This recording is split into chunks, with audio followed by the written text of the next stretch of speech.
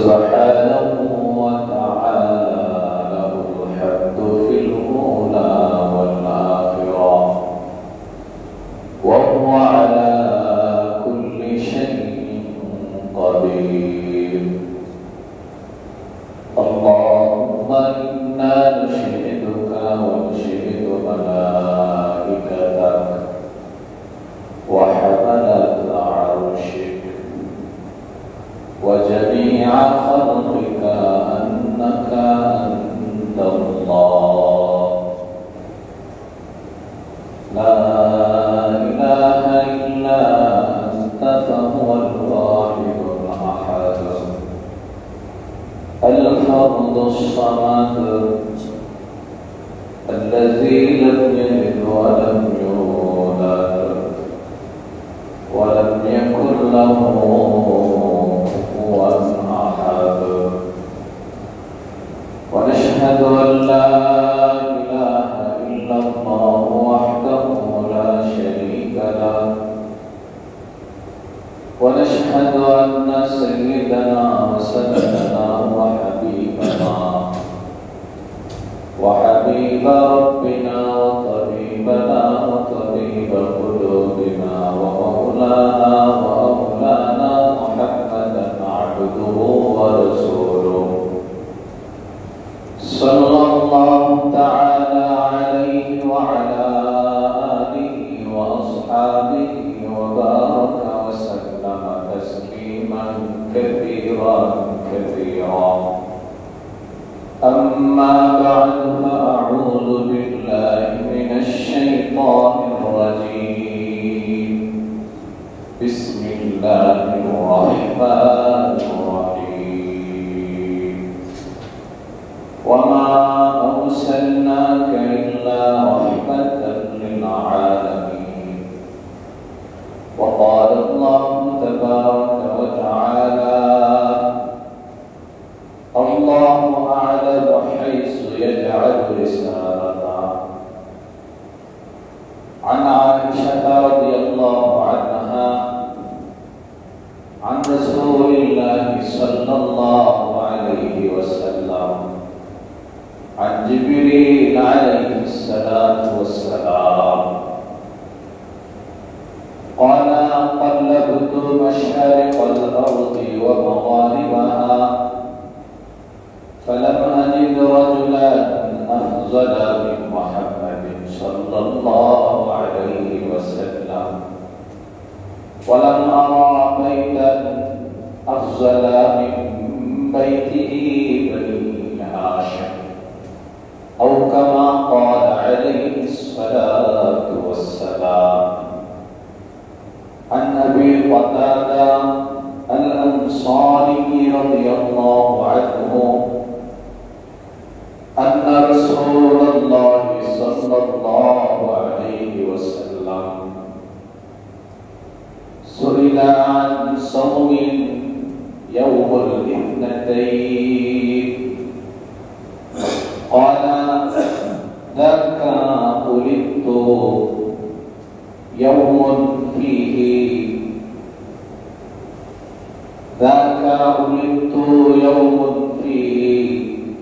ويوم بعثت أو نزل علي فيه أو كما قال عليه الصلاة والسلام. وقال الله تبارك وتعالى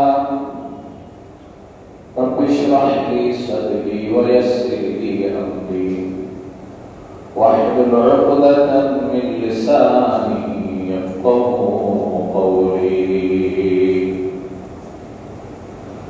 رخسار صبر کا ذرا پردہ اٹھا دو.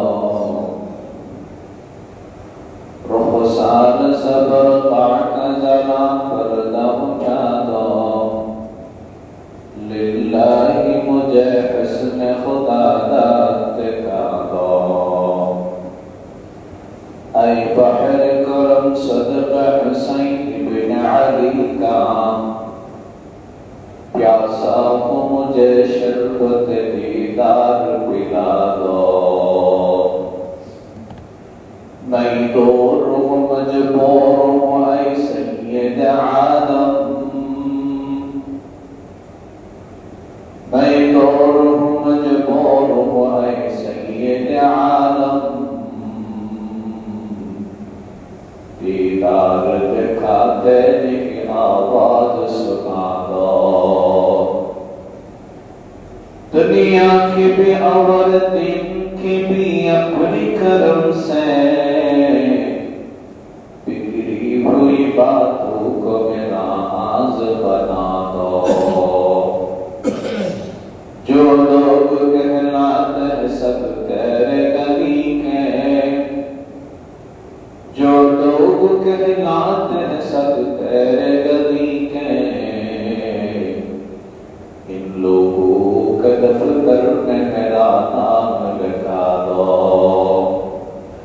बलावल बिकमालिही कशफत तुजा बिजमालिही हसनत जमीअ ख़सालिही सल्लु अलैहि व आलिही शुक्र दुरूद इब्राहिम अल्लाहुम्मा सल्लि अला मुहम्मद व अला आलि मुहम्मद कमा सल्लैता अला इब्राहिम व अला आलि इब्राहिम इन्नका हमीदुम मजीद अल्लाहुम्मा बारिक अला मुहम्मद व अला आलि मुहम्मद कमा बारकता अला وعلى آل إبراهيم إنك حميد مجيد وقل قل नहीं जिस गुल में खुशबू नहीं वो दिल नहीं जिस दिल में अल्लाह नहीं ला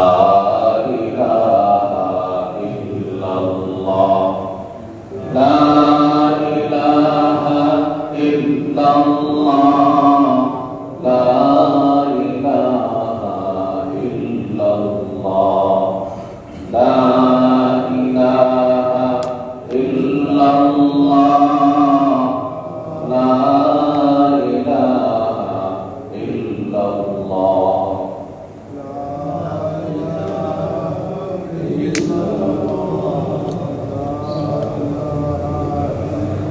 لا إله إلا الله محمد رسول الله الحمد لله الله رب العالمين दरबार में शुक्र तो शुक्रिया যে মহান রব্বুল আলামিন আমাদেরকে পবিত্র জুমার দিনে পবিত্র অবস্থায় ইমানের হালতে আল্লাহর ঘর পবিত্র মসজিদে সর্বপ্রথম আমাদেরকে আসার এবং বসার তৌফিক প্রদান করেছে এই জন্য মহান রবের দরবারে শুকরিয়া আদায় করি সকলে বলি আলহামদুলিল্লাহ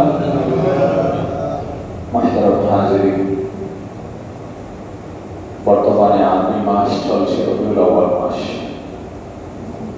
যে মাসগুলোর মধ্যে থেকে আরবি মাসে কয়েকটি মাস এমন আছে যে মাসগুলোর চর্চা বেশি হয় আলোচনা বেশি হয় তার মধ্যে থেকে রবিউল আউয়াল মাসের অনেক চর্চা অনেক আলোচনা আমাদের সমাজে হয়ে থাকে আর কেনই বা হবে না যে মাসে আখির নবী হযরত মুহাম্মদ রাসূলুল্লাহ সাল্লাল্লাহু আলাইহি ওয়াসাল্লাম দুনিয়াতে এসেছিলেন যেই মাসে দুনিয়া থেকে আবার চলে গিয়েছিলেন যেই মাসে মেরাজে গিয়েছিলেন যেই মাসে হিজরত করেছিলেন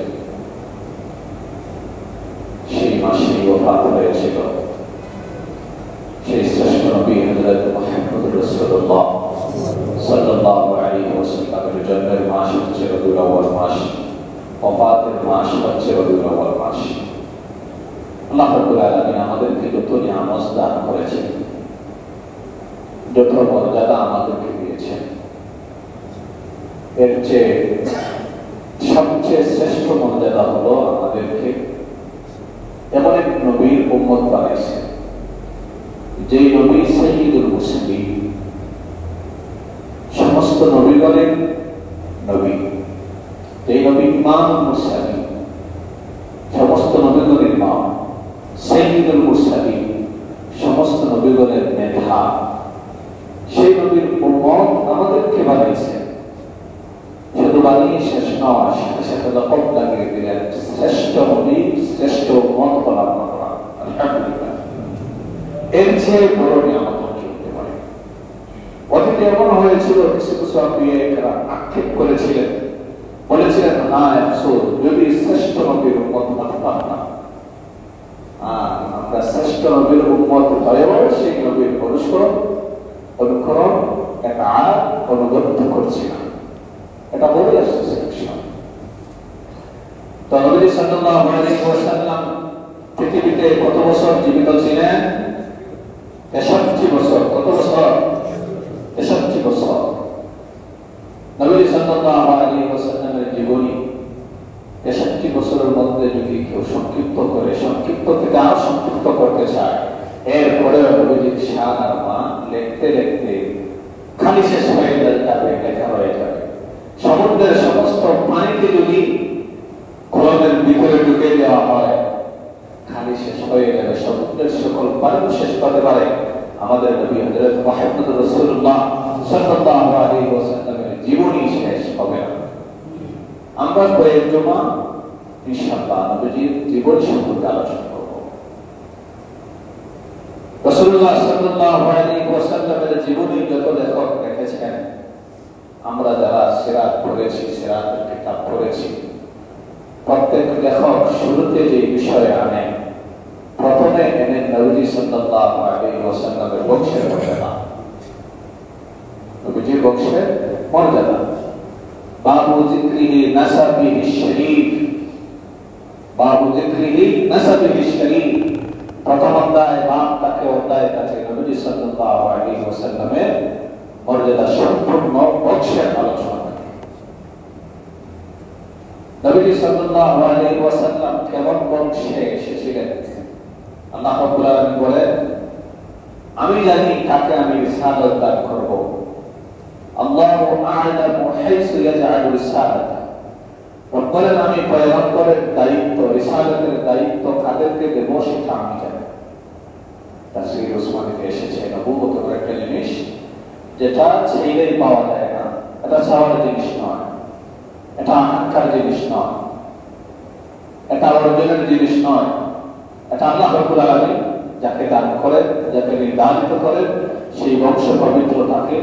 সেই বাবার মান, যেই বাবার মান করে পয়গম্বরগণ এসেছেন, তারা ভূত পবিত্র থাকে। যদিও জাহিলিয়াতের যুগে কোন পয়গম্বরগণের জন্ম হয়ে থাকে, তারপরে আল্লাহ রাব্বুল আলামিন প্রত্যেক নবী রাসূলকে এমন বংশ থেকে এনেছেন যাদের বাবা আর মা ভূত পবিত্র ছিলেন। এজন্য বলেন আল্লাহু আ'লামু হাইসু ইয়াজআলু রিসালাতা। আমি রিসালাতের দায়িত্ব কার উপর অর্পণ করব, কাকে দায়িত্ব দিব, সেটা আমি আল্লাহ ভালো করে জানি। জিবরীল আলাইহিস সালাতু ওয়াস সালাম তিনি নবীজির কাছে এসে বসলেন, বললেন আমি পুরা দুনিয়া ঘুরেছি, মাশারিকাল আরদি ওয়া মাগারিবাহা, আমি মাশারিকাল আরদি ওয়া মাগারিবাহা, পূর্ব দিগন্ত হতে পশ্চিম দিগন্ত পৃথিবীর কোনায় কোনায় ঘুরিয়ে দেখেছি, কি পাই না আমার নবীর পরে আর কোন শ্রেষ্ঠ মানুষ, শ্রেষ্ঠ মানব পাই নাই। আমার নবীর বংশের চেয়ে উত্তম কোন বংশ আর পাই নাই। সুবহানাল্লাহ।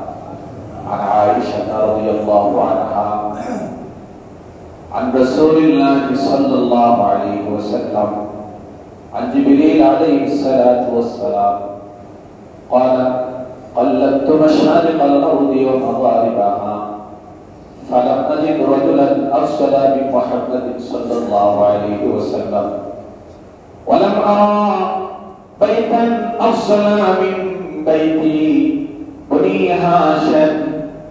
আমাদের আয়েশা রাদিয়াল্লাহু আনহা থেকে বর্ণিত, তিনি বলেন রাসূলুল্লাহ সাল্লাল্লাহু আলাইহি ওয়াসাল্লাম জিবরিল আমিন থেকে শুনেছেন, জিবরিল আমিন বলেন قال قلبت مشارق الأرض ومغاربها وقال الحبيب পূর্ব দিগন্ত হতে পশ্চিম দিগন্তে আমি ছুটে বেড়াইছি, ঘুরে বেড়াইছি। মাশারিকাল আরদি ওয়া মাগারিবাহা, পূর্ব দিগন্ত হতে পশ্চিম দিগন্তে পুরা দুনিয়াতে আমি ঘুরাইছি, ঘুরে ফিরে যা দেখলাম, ফালাম আজিদ রাজুলান আফজালা মিন মুহাম্মাদিন সাল্লাল্লাহু আলাইহি ওয়াসাল্লাম, পুরা দুনিয়া ঘুরে যা পাইলাম আপনার চেয়ে বড় সম্মানী, আপনার চেয়ে বড় মর্যাদাবান আর কাউকে আমি পাই নাই। ফালাম আজিদ, আমি পাই নাই রাজুলান আফজালা, আপনার চেয়ে মিন মুহাম্মাদিন সাল্লাল্লাহু আলাইহি ওয়াসাল্লাম, আপনার চেয়ে আমি কাউকে মর্যাদাপূর্ণ পাই নাই, কোন মানুষকে পাই নাই। জিবরিল আমিন বলেন, ওয়ালাম আরা বাইতান, আমি এমন কোন ঘর দেখি নাই আফসালা মিন বাইতি বনু হাশিম, আমার চোখে এমন কোন ঘর পড়ে নাই, এমন কোন উত্তম ঘর দুনিয়াতে আমি দেখি নাই, এমন কোন উত্তম বংশ আমি আর পাই নাই যেই উত্তম বংশে আপনাকে নবী হিসাবে প্রেরণ করা হয়েছে। আপনি যেই বংশে জন্মগ্রহণ করেছেন এই বংশের চেয়ে উত্তম কোন বংশ নাই। আপনার মতো উত্তম মর্যাদা সম্পূর্ণ মানুষ আর পৃথিবীতে নাই। জিবরিল আমিন পুরা দুনিয়া ঘুরে ঘুরে দেখেছেন। তিনি বলেন, হযরত আদম থেকে নিয়ে ঈসা পর্যন্ত যত নবী, যত আম্বিয়ায়ে কেরাম দুনিয়াতে এসেছিলেন, তাদের প্রত্যেকের বংশ ছিল, তাদের সকলের বংশ যে আপনার বংশ হচ্ছে মর্যাদা সম্পূর্ণ, আপনি হচ্ছেন শ্রেষ্ঠ মানব, শ্রেষ্ঠ নবী, সাইয়্যিদুল মুরসালিন। হাদিস থেকে আমরা বুঝতে পারলাম দুনিয়াতে সবচেয়ে উত্তম বংশের মানব হচ্ছেন সাইয়্যিদুল মুরসালিন, এবং দুনিয়াতে সবচেয়ে উত্তম মানব হচ্ছেন আমাদের নবী হযরত মুহাম্মদ রাসূলুল্লাহ সাল্লাল্লাহু আলাইহি ওয়াসাল্লাম। সিরাতের কিতাব যারা লিখেছেন তারা এরপরে যে বিষয়টি পর্দায় এনেছেন, বিষয়টি হচ্ছে হযরত আদম থেকে নিয়ে মুহাম্মদ সাল্লাল্লাহু আলাইহি ওয়াসাল্লাম পর্যন্ত নসবের যে সিলসিলা, এটা হযরত আদম পর্যন্ত চলে যায়। দুনিয়াতে শ্রেষ্ঠ কিতাব সিরাতের উপর সবচেয়ে মর্যাদা যে কিতাবটি পেয়েছে আর-রাহিকুল মাকতুব, তিনি তার কিতাবে লেখেন যে নবীজি জন্ম বা বংশের যে সিলসিলা এটা তিনভাবে বিভক্ত। প্রথম হচ্ছে নবী মুহাম্মদ সাল্লাল্লাহু আলাইহি ওয়াসাল্লাম থেকে নিয়ে আদনান পর্যন্ত নবীজির বংশের সিলসিলা প্রথমবার কি বললাম, হযরত মুহাম্মদ সাল্লাল্লাহু আলাইহি ওয়াসাল্লাম থেকে নিয়ে আদনান পর্যন্ত। এই বিষয় এতটুকু পর্যন্ত কারো কোনো মতামত নেই, কোনো ইখতিলাফ নেই। হযরত মুহাম্মদ বিন আব্দুল্লাহ বিন আব্দুল মুত্তালিব বিন হাশিম বিন আব্দুল মুনাফ বিন আব্দুল মুনাফ বিন কুসাই বিন কিলাব বিন মুররা বিন, এভাবে আস্তে আস্তে আদনান পর্যন্ত এসেছে। আদনান পর্যন্ত কেউ কোনো ইখতিলাফ করে নাই। আদনান থেকে নিয়ে হযরত ইব্রাহিম আলাইহিস সালাতু ওয়াস সালাম পর্যন্ত ইখতিলাফ আছে। হযরত ইব্রাহিম আলাইহিস সালাতু ওয়াস সালাম থেকে নিয়ে আদম আলাইহিস সালাম পর্যন্ত অনেক ইখতিলাফ। কেউ কেউ বলে থাকেন এতটুকু এটা হচ্ছে আহলে কিতাবদের ইসরাঈলীদের বর্ণনা। নবী সাল্লাল্লাহু আলাইহি ওয়াসাল্লামের বংশের কথা বলছিলাম। দুনিয়াতে এমন কোন বংশ নাই যে বংশ নবীদের বংশ হতে মর্যাদাপূর্ণ, এমন কোন মানুষ নাই যে মানুষ নবী সাল্লাল্লাহু আলাইহি ওয়াসাল্লাম থেকে উত্তম। নবী সাল্লাল্লাহু আলাইহি ওয়াসাল্লাম যখন পৃথিবীতে আসবেন, আমাদের দুনিয়ার একটা নিয়ম আর নিজাম হলো, কোন বাদশা যদি এই এলাকায় আসতে চায়, মনে করেন প্রেসিডেন্ট এই এলাকাতে আসতে চায়, তাহলে এই এলাকার অবস্থা হবে পুরো এক সপ্তাহ সেনাবাহিনীর প্রটোকল থাকবে, পুলিশের প্রটোকল থাকবে, আর্মির প্রটোকল থাকবে, তারা দিবানিশি শুধু প্রটোকল দিতে থাকবে। কেন দিবে? নিরাপত্তার জন্য। কে আসছেন? সরকার প্রধান আসছেন, তার সম্মানার্থে এটা হয়। মুফতি আজম ফরিদুল্লাহ রাহমাতুল্লাহ আলাইহি চট্টগ্রামে উনি ছিলেন তৎকালীন পাকিস্তান, পূর্ব পাকিস্তান যখন ছিল তখন উভয় পূর্ব বাংলা আর পশ্চিম বাংলা বলে, তাই তো? উভয় বাংলার মুফতি আজম ছিলেন মুফতি ফরিদুল্লাহ রাহমাতুল্লাহ তার প্রতিষ্ঠান হচ্ছে মেহর মাদ্রাসা হাটাজারি চট্টগ্রাম। তিনি হাটাজারি মাদ্রাসার প্রধান মুফতিও ছিলেন। এরপর মেহর কামিলুন্নাহ মাদ্রাসা তিনি প্রতিষ্ঠা করছেন। তৎকালীন পাকিস্তানের প্রধানমন্ত্রীর বিরুদ্ধে একটা ফতোয়া জারি করলেন, কারো কোনো সাহস নাই, উভয় বাংলার কোনো মুফতি নেই যে ওনার বিরুদ্ধে একটা ফতোয়া দেবে। সরকার এমন একটি আইন বাস্তবায়ন করেছে, কেউ কোনো কথা বলতেছে না, মুফতি আজম একটা ফতোয়া দিয়ে দিলেন আপনি যে কাজ করতেছেন এটা সঠিক নয়, এটা অরকম। পাকিস্তানের প্রেসিডেন্ট ঘোষণা দিল, কে ওই লোক? উভয় বাংলায় আমার বিরুদ্ধে কেউ ফতোয়া লেখার মতো সাহস করতে পারলো না। বাংলাদেশে চট্টগ্রামের মেহরের কাজ একজন হুজুর আমার বিরুদ্ধে ফতোয়া দিয়ে দিল, আমি ওনার সাথে সাক্ষাৎ করি। 2 সপ্তাহ সেনাবাহিনী প্রয়োগ করে এলাকায় কোনো মানুষ ছিল না। এলাকার মানুষ বলতেছে হুজুর ফতোয়া দিচ্ছে, হুজুর মুসিবতে পড়ছে, হুজুরকে ধরো ঠান্ডা চলে যায়। এলাকার সমস্ত মানুষ উদার হয়ে গেছে। 2 সপ্তাহ পর যখন পাকিস্তানের প্রেসিডেন্ট এসেছিলেন, আসার পর তিনি বললেন, আমি শুধু আপনাকে দেখার জন্য এসেছি। আপনি যে হিম্মত করে হকের উপর ফতোয়া দিয়েছিলেন, আপনি আমার বোন ভেঙে দিয়েছিলেন, এই জন্য আমি আপনাকে দেখার জন্য শুধু একটু এসেছিলাম। পরে তিনি মুফতি আজম ওহিদুল্লাহ হজে যাবেন, পাসপোর্টে ফটো লাগে, পশ্চিমে ফটো লাগবে। উনি বলেন পাসপোর্ট যখন করতে গেলে বললেন যে ফটো তোলা লাগবে। সন্ধ্যের উপর অনেক কাপড় দিয়েছিলেন তিনি।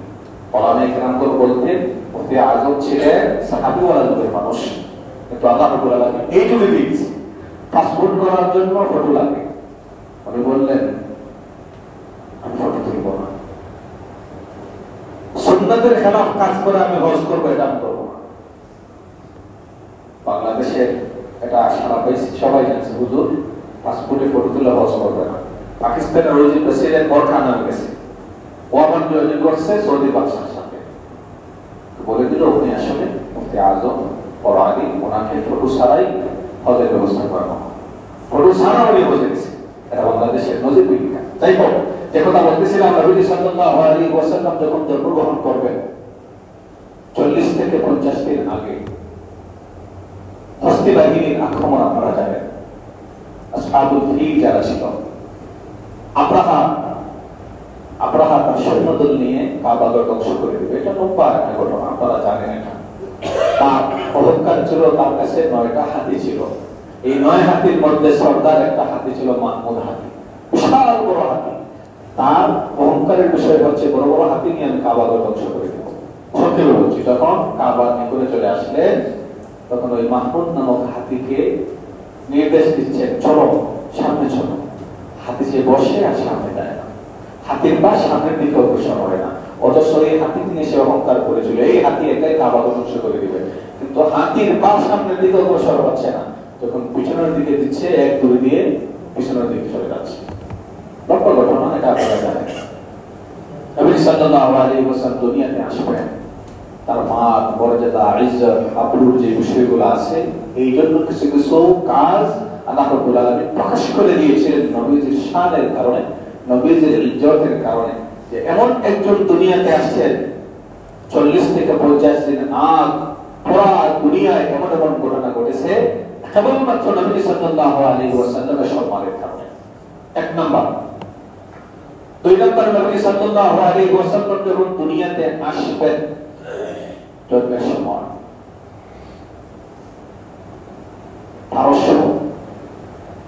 পারস্য রাজা স্বপ্নে দেখল।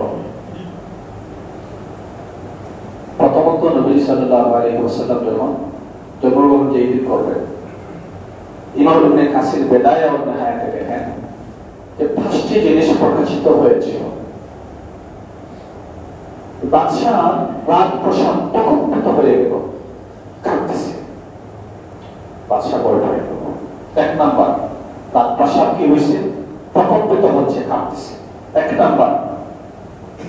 2 নাম্বার, রাত প্রসাদের 14টি গম্বুজ ধসে পড়ে গেছে। 14টি গম্বুজ ভেঙে গেছে নবী সাল্লাল্লাহু আলাইহি ওয়াসাল্লাম যখন দুনিয়াতে আসবেন সেই সময়। 3 নাম্বার, এমন এক আগুন যেটা হাজার হাজার বছর থেকে জ্বলে আসছিল, ওই আগুন নিভানো যায়নি, ওই আগুন হঠাৎ নিভে গেছে। 3 নাম্বার।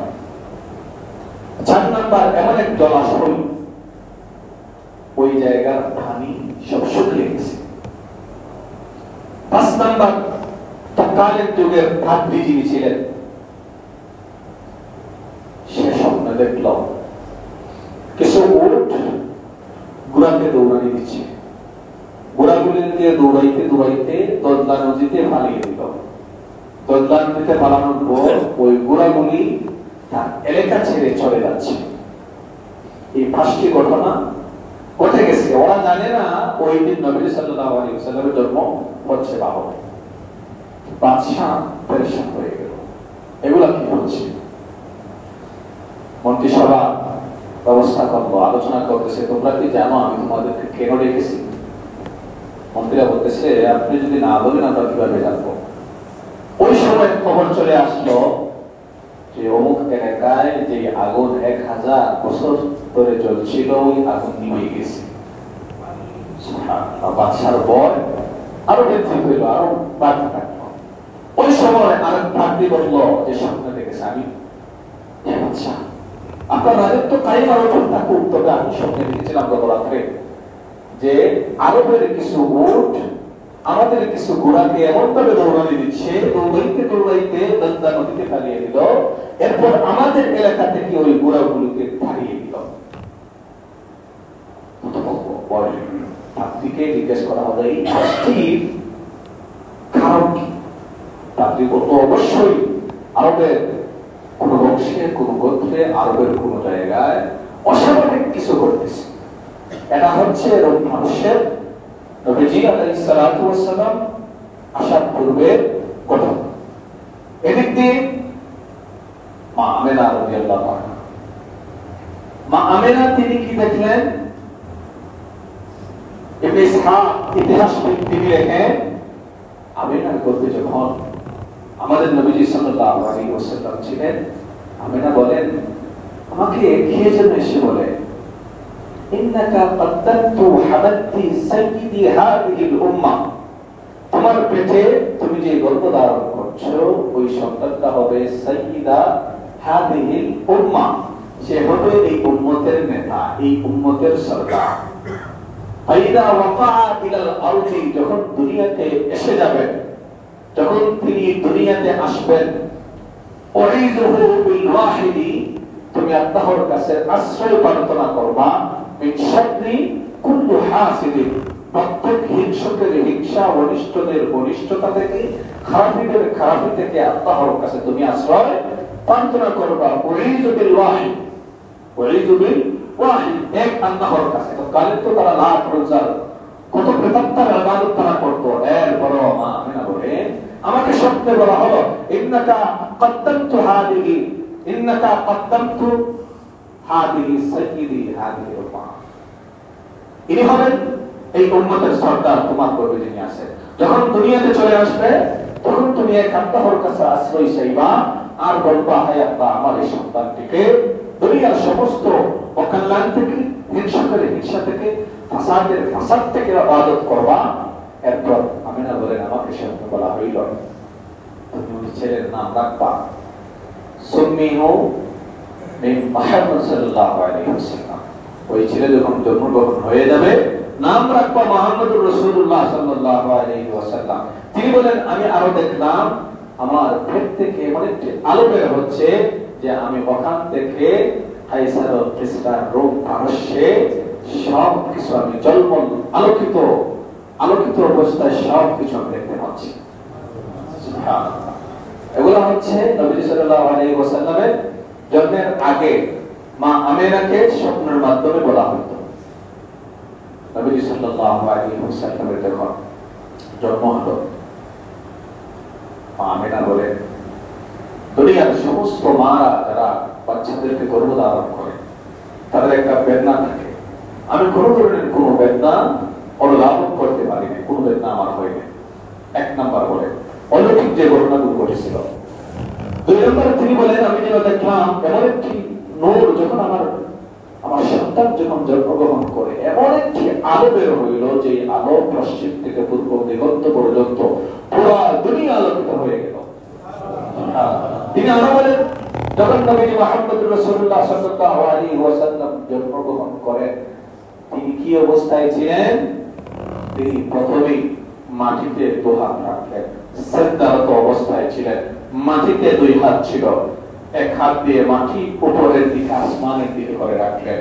তিনি বললেন এই অলৌকিক ঘটনাগুলো আমার নবী আমার সন্তান মুহাম্মদ সাল্লাল্লাহু আলাইহি ওয়াসাল্লামের বলেছিল। তখন তিনি দাদা আব্দুল মুত্তালিবকে খবর দিলেন, আপনার নাতি হয়েছে, আপনি এসে দেখুন। তিনি আসলেন, আনন্দিত হলেন। তিনি সাথে সাথে নিয়ে গেলেন কাবা করে, গিয়ে দোয়া করলেন নবী সাল্লাল্লাহু আলাইহি ওয়াসাল্লামের জন্য। নবী সাল্লাল্লাহু আলাইহি ওয়াসাল্লামের বাবা কখন মারা যান? নবী সাল্লাল্লাহু আলাইহি ওয়াসাল্লামের বাবা মারা যান নবীজি যখন গর্ভ অবস্থায় ছিলেন। নবীজি মায়ের গর্ভে ছিলেন, সেই সময় আব্দুল্লাহ মারা যান। কিভাবে মারা যান? ব্যবসার কাজে মক্কা থেকে মদিনায় গিয়েছিলেন, অসুস্থ হয়ে গেলেন, তারপর মামার বাড়িতে থাকলেন। তারপর যারা সহসঙ্গী ছিল তারা এসে আব্দুল মুত্তালিবকে বললেন, আব্দুল মুত্তালিব তার বড় সন্তান হারিসকে তার মামার বাড়ি পাঠিয়ে দিলেন। আস্তে আস্তে তিনি এসে দেখেন আব্দুল্লাহর ইন্তেকাল হয়ে গেছে। সেই সময় নবী সাল্লাল্লাহু আলাইহি ওয়াসাল্লাম মায়ের গর্ভে ছিলেন। নবীজি সাল্লাল্লাহু আলাইহি ওয়াসাল্লামের জন্ম হয়ে গেল। আমাদের নবীজিকে কোন মহিষী নারীগণ দুধ পান করাইছিলেন? মা আমিনার পরে সর্বপ্রথম দুধ পান করাইছেন উম্মে আইমান বারাকা রাদিয়াল্লাহু আনহা, 1 নাম্বার। 2 নম্বরে দুধ পান করাইছেন আবু লাহাবের দাসী সুলাইবা। 3 নম্বরে দুধ পান করাইছেন হালিমা রাদিয়াল্লাহু আনহা। এটা অনেক আজীব এক ঘটনা। হালিমার গোত্রে এক অস্বাভাবিক সমস্যা দেখা দিল। সব সমস্যার সম্মুখীন তারা ছিলেন, নিজেদের সমস্যা, সব অভাব, সব কিছু তাদের মধ্যে ছিল। সবারই চলে এসেছে মক্কায় একটা সন্তান দিবে। আগের একটা কথা ছিল সন্তানদেরকে অন্যদের কাছে দিয়ে দেওয়া, গ্রাম অঞ্চলে দিয়ে দেওয়া। কারণ কি? গ্রাম অঞ্চলের সন্তানদেরকে দিয়ে দিলে তারা হৃষ্টপুষ্ট হয়, গ্রামের আবহাওয়া ভালো, গ্রামের বাতাস ভালো। যাই হোক, দিয়ে দিলেন। হালিমাতুস সাদিয়া আসলেন মক্কায় ওনার স্বামীকে নিয়ে। একটা গাদির উপর ছিলেন, আর একটা উটনি ছিল, জীর্ণ শীর্ণ উটনি। তাও গাতিটির গতি ছিল একদম অল্প অল্প করে চলতো। উটনিও জীর্ণ শীর্ণ ছিল, উট ছিল না, উটের উলনে দুধ ছিল না। হালিমা বলেন আমার স্থলেও দুধ ছিল না যে আমি আমার শিশু আব্দুল্লাহকে খাওয়াইব। তারা চলে আসলেন। সমস্ত নারীগণ মুহাম্মদ সাল্লাল্লাহু আলাইহি ওয়াসাল্লামকে দেখলেন, এতিম থেকে কেউ গ্রহণ করেনি। তারা ভাবতে শুধু মুহাম্মদকে নেই, মুহাম্মদের বাবা নাই, আমাদেরকে কি দিবে, মার কি দিতে পারে। যখন হালিমাও দেখলেন ফিরে যাবেন, কেউ দিচ্ছে না, একমাত্র শিশু মুহাম্মদ আছেন এখানে, আর তিনিও একমাত্র মা হিসাবে, দুধ মা হিসাবে হালিমা আছেন। হালিমা তার স্বামীকে বললেন, হাদিয়াতে দেওয়া আছে, এই এতিম ছেলে মুহাম্মদকে নিয়ে যাই। স্বামী বলল হয়তো এটা আমাদের জন্য ভালো কিছু হবে, তাহলে ওই ছেলেকে আমরা নিয়ে যাই। হালিমা বলেন যখন মুহাম্মদ সাল্লাল্লাহু আলাইহি ওয়াসাল্লামকে আমার করে নিলাম, তখন আমি অনুধাবন করতে লাগলাম, আমার স্তন দুধে ভরে গেল। আমার ছেলে আব্দুল্লাহ দুধ পান করে তৃপ্ত হইল, মুহাম্মদ সাল্লাল্লাহু আলাইহি ওয়াসাল্লাম দুধ পান করে তৃপ্ত হইল। তিনি বলেন যখন উটটির কাছে গেলাম, উটের উলনে এমন দুধ, অস্বাভাবিক দুধ আসলো, আমিও পান করলাম, আমার স্বামীও পান করলো, আমরা তৃপ্তি করে খাইলাম। তারপর রাত্রি জাগরণ করলাম। তারপর বলেন আমরা রওনা দিলাম। আর যে গাদিটি ছিল অল্প অল্প করে চলতো, গাদিটির গতির এমন স্পিড ছিল যে অল্প মহিলারা বলতেছে, ওহে ওহে হালিমা, ওই থেকে আগের সেই গাদিটা, যেই কারণে তুমি আমাদের পিছনে ঘুরে যাইতা, স্পিড কম ছিল, এখন এত গতি হয়ে গেল কিভাবে? তাই নবী সাল্লাল্লাহু আলাইহি ওয়াসাল্লাম নিয়ে গেলেন। এটা অনেক বড় ঘটনা। নিয়ে যাওয়ার পর কয়েকদিন পর নবী সাল্লাল্লাহু আলাইহি ওয়াসাল্লামের বক্ষ বিদীর্ণ করা হইল। দুধবাই সাথে ছিলেন আব্দুল্লাহ। এসে দেখেন 2 জন মানুষ দবদবে সাদা কাপড় পরিধানে এসে নবী সাল্লাল্লাহু আলাইহি ওয়াসাল্লামকে সিনা মোবারক কি করলেন, অপারেশন বলা হয়। অপারেশন কই থেকে আসছে? ওই কাম থেকে এসেছে। নবী সাল্লাল্লাহু আলাইহি ওয়াসাল্লামের বক্ষ বিদীর্ণ করা হইল। কি বার করলেন? ওই সময় বার করলেন শিশুসুলভ যেই কুসংস্কার, যেই অসভ্যতা, যেই দুষ্টমি, ওইগুলো ফেরেশতারা বের করে দিলেন, ধুয়ে দিলেন, জমজমের পানি দ্বারা পরিষ্কার করে দিলেন। সুবহানাল্লাহ। এরপর দুধবাই গিয়ে বাবাকে বলতে লাগলো, আমাদের এই দুধবাই, ওকে 2 জন মানুষ শুয়ে বক্ষ বিদীর্ণ করতেছে। হালিমার স্বামী দৌড় দিয়ে চলে আসলো, এসে ওরা বই পড়ছে, জিজ্ঞাসা করলো নবী সাল্লাল্লাহু আলাইহি ওয়াসাল্লামকে কি হয়েছে। নবীজি বললেন, দুইজন দপ্তরে কাপড় পরিধান, সাদা পরিধান কাপড় এসে আমার বুক বিদর্ণ করলেন। তারপর জমজমের পানি দ্বারা দই ইত্যাদি ইত্যাদি। হালিমার স্বামী আর হালিমা বই পেয়ে গেলেন। তারপর নবী সাল্লাল্লাহু আলাইহি ওয়াসাল্লামকে নিয়ে আমিনার কাছে আবার চলে গেলেন। মা আমিনা বলতেছে, কি ব্যাপার, এত আনন্দের সহিত নিয়ে গেলা, এত আক্ষেপের সহিত নিয়ে গেলা, এত বৈভীতির কারণে নিয়ে আসলা, ঘটনাগুলো কি? তারা বলতেছে, আমাদের ধারণা হচ্ছে এই আপনার শিশু মুহাম্মদকে কোন জিন ধরছে। আমিনা বললেন, না, জিন ধরে নাই, বড় কি হয়েছে, পুরা কথা বলা হলো। আমিনা বলতে লাগলেন, ওয়াল্লাহি এটা জিনের কোনো কারণ নাই, এটা হচ্ছে আমার সন্তান, এমন এক মর্যাদা সম্পন্ন ব্যক্তি হবে। এই ঘটনাগুলো আমিনার বলতে লাগলেন, যখন সন্তান গর্ভে ছিল তখন প্রসব বেদনার কোনো বেদনাও ছিল না। নবী সাল্লাল্লাহু আলাইহি ওয়াসাল্লাম যখন গর্ভে ছিলেন তখন স্বপ্নে এসে কে যেন বলতো, তোমার গর্ভে এই উম্মতের সরদার আছেন, যখন তিনি দুনিয়াতে চলে আসবেন তুমি আল্লাহর কাছে প্রার্থনা করবা, সমস্ত কল্যাণের অকল্যাণ থেকে, হিংসা থেকে, জাদুটনা থেকে আল্লাহ রাব্বুল আলামিন হেফাজত করবেন। আর এই নবীর নাম রাখবা মুহাম্মদ সাল্লাল্লাহু আলাইহি ওয়াসাল্লাম। তিনি বলেন, যখন নবী সাল্লাল্লাহু আলাইহি ওয়াসাল্লামের জন্ম হয়ে গেল, এমন একটি নূর, এমন একটি আলো বাহির হইল যে আলোতে পুরো দুনিয়া আলোকিত হয়ে গেছে। সুবহানাল্লাহ। আমরা যখন এই ঘটনা বললেন, তারপর নবী সাল্লাল্লাহু আলাইহি ওয়াসাল্লাম ওনার মার কাছে থাকলেন।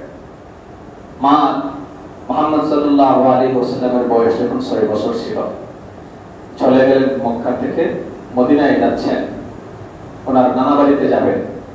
আবওয়া নামক স্থানে গিয়ে মা আমিনার ইন্তেকাল হয়ে গেল। উম্মে আইমান নবী সাল্লাল্লাহু আলাইহি ওয়াসাল্লামকে সাথে নিয়ে চলে আসলেন। বুরায়দা রাদিয়াল্লাহু আনহু বলেন, আমরা এক কবরের পাশ দিয়ে যাচ্ছিলাম, নবী সাল্লাল্লাহু আলাইহি ওয়াসাল্লাম বসে পড়লেন। তিনি বসে পড়লেন, ইউহারিকু রাসহু, মাথা নাড়াচ্ছেন, তিনি কান্না করতেছেন। সাহাবায়ে কেরাম বসে গেলেন, কান্না করতেছেন। হযরত ওমর ফারুক গিয়ে জিজ্ঞেস করলেন, فقال ما يبكيك يا رسول الله, আপনি কেন কান্না করতেছেন আল্লাহর হাবিব? নবী সাল্লাল্লাহু আলাইহি ওয়াসাল্লাম বলেন, এটা হচ্ছে আমার মায়ের খবর। আমি আল্লাহর কাছে চেয়েছিলাম আমি যেন আমার মার খবরটা জিয়ারত করতে পারি, আল্লাহ আমাকেই আদেশ দিয়েছেন। আমি আরো কি জিনিস চেয়েছিলাম, আমার আম্মার মাগফিরাত কামনা করার জন্য, আল্লাহ রাব্বুল আলামিন এই দায়িত্ব আমাকে দেন নাই। তারপর হযরত বুরায়দা বলেন, নবী সাল্লাল্লাহু আলাইহি ওয়াসাল্লাম এমন ভাবে কেঁদেছিলেন, অন্য কোনদিন এভাবে কাঁদেননি। নবীজির মা ইন্তেকাল হয়ে গেল। তারপর দাদার কাছে বড় হইলেন, দাদার ইন্তেকাল 8 বছর বয়সে হয়ে গেল। তারপর আবু তালিবের কাছে লালন পালন হতে লাগলেন। আবু তালিব তার সন্তানদের চেয়ে বেশি মহব্বত করতেন নবী সাল্লাল্লাহু আলাইহি ওয়াসাল্লামকে। তিনি ব্যবসার কাজে যাবেন সিরিয়াতে, যাওয়ার সময় ওই মুহাম্মদকে ছেড়ে যাচ্ছেন না, মুখে ধরলেন, না আমি তোমাকে ছেড়ে যেতে পারবো না। তিনি মুহাম্মদ সাল্লাল্লাহু আলাইহি ওয়াসাল্লামকে সাথে নিয়ে ঘুমাইতেন, মুহাম্মদ সাল্লাল্লাহু আলাইহি ওয়াসাল্লামকে ছাড়া খানা খাইতেন না।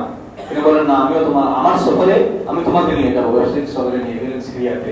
সিরিয়াতে যাওয়ার পর ওই দিন পাপড়ি রাহি, কোন কিতাবে এমনও আছে পাপড়ি রাহি তার জীবনভর অপেক্ষা করেছিল যে নবীজি সাল্লাল্লাহু আলাইহি ওয়াসাল্লাম এদিক দিয়ে আসবেন। দিনের পর দিন, মাসের পর মাস, বছরের পর বছর পাপড়ি রাহি অপেক্ষা করেছিল নবীজি মুহাম্মদুর রাসূলুল্লাহ, শ্রেষ্ঠ নবী, আখির নবী এদিক দিয়ে আসবেন। তিনি প্রতিদিন যখন সোয়ারিরা আসতো, ব্যবসায়ীরা আসতো, তিনি চাইতেন, দেখতেন কিছু দেখা যায় কিনা, কোন অলৌকিক ঘটনা ঘটে কিনা। আশ্চর্যচকিত হয়ে গেলেন। একদিন দেখলেন যে মেঘমালা নবী সাল্লাল্লাহু আলাইহি ওয়াসাল্লামকে ছায়া দিচ্ছে, গাছগাছালি নুয়ে পড়ছে। পাপড়ি রাহি কাছে চলে আসলেন। তিনি বলতে লাগলেন, ওই ব্যবসায়ী দলদেরকে দাওয়াত দাও। তিনি দাওয়াত দিলেন। তিনি চলে গেলেন নবী সাল্লাল্লাহু আলাইহি ওয়াসাল্লামের কাছে। তিনি বলতে লাগলেন, লাত ওয়া উজ্জার শপথ করে বলছি, লাত ওয়া উজ্জার কসম খেয়ে বলছি, আমি তোমাকে যা জিজ্ঞাসা করবো তুমি তা উত্তর দিতে হবে। মুহাম্মদ সাল্লাল্লাহু আলাইহি ওয়াসাল্লাম বলেন, লাত ওয়া উজ্জার কসম আমি মানি না, যদি এক আল্লাহর কসম খেয়ে বলতে পারো তাহলে বলতে পারার করবো। লাত ওয়া উজ্জার কসম তিনি মানেন নাই।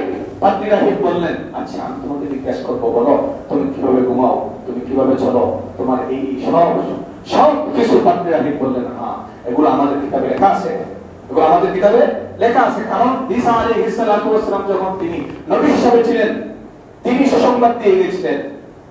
তিনি সুসংবাদ দিয়ে গিয়েছিলেন এমন একজন নবী আসবেন যার নাম হবে আহমদ। তারা পেয়েছে তাদের কিতাবে। তিনি জিজ্ঞাসা করলেন, পরে নবী সাল্লাল্লাহু আলাইহি ওয়াসাল্লামের পিছনে মোহরে নবুয়ত ছিল, তিনি ওইটাও দেখলেন। তারপর আবু তালিবের কাছে চলে গেলেন, গিয়ে বলতে লাগলেন, ওই ছেলেটি আপনার কি হয়? তিনি বললেন, ও আমার ছেলে।